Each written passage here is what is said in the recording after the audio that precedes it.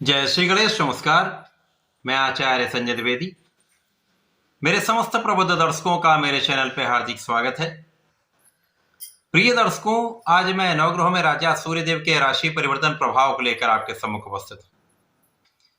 सूर्यदेव 16 दिसंबर को वर्तमान वृश्चिक राशि को छोड़कर धनु राशि में प्रवेश करने वाले।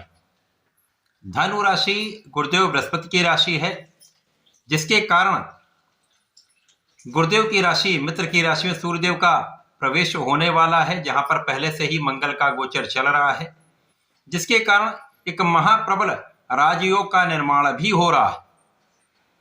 प्रिय दर्शकों, इस राशि परिवर्तन का महत्व इसलिए भी बढ़ जाता है क्योंकि यहां पर गुरुदेव बृहस्पति की दृष्टि के प्रभाव में सूर्य और मंगल होंगे, इसलिए यह अत्यंत महत्वपूर्ण परिवर्तन है। गुरुदेव की राशि में गुरुदेव के दृष्टि के प्रभाव में सूर्य और मंगल का होना विशिष्ट प्रभाव देने वाला है।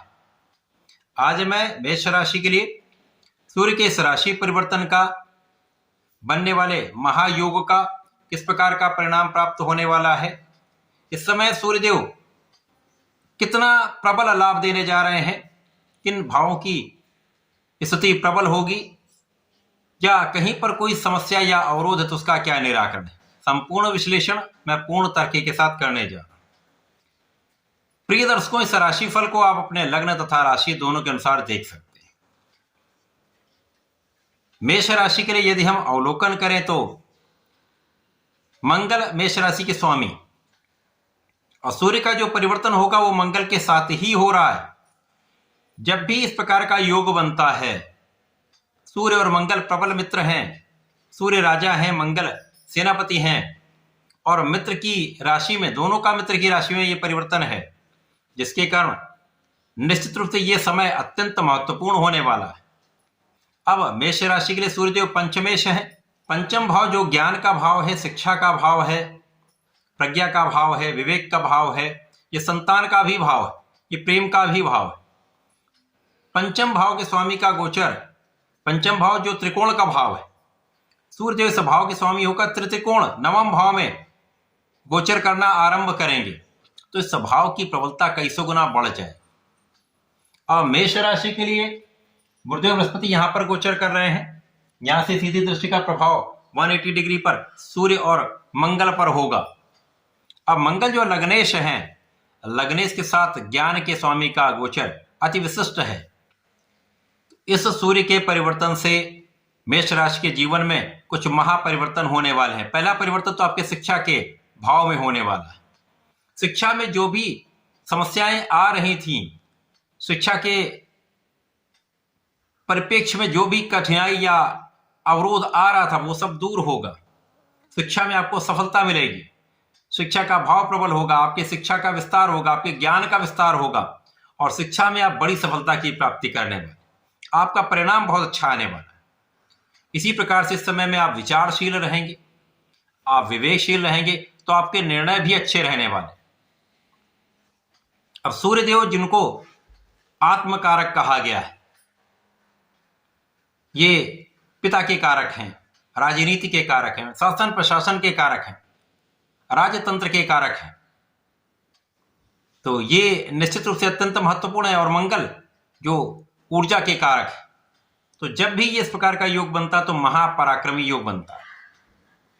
महापराक्रमी योग का निर्माण भाग्य भाव, तो भाग्य के स्वामी गुरुदेव बृहस्पति हैं, उनकी दृष्टि का प्रभाव है। तो जो ज्योतिष का नियम है कि जो भाव के स्वामी उस भाव को देखते हैं तो ये अत्यंत प्रबल हो जाता है, कई सौ गुना बढ़ जाता है।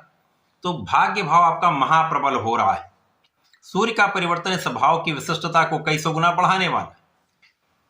यहां पर जो जातक हायर एजुकेशन लेने जा रहे हैं, उच्च शिक्षा में जाना चाह रहे हैं, तो उनके मन के अनुसार उनको विभाग मिलेगा, उनके मन के अनुसार उनकी उच्च शिक्षा वो प्राप्ति कर पाएंगे।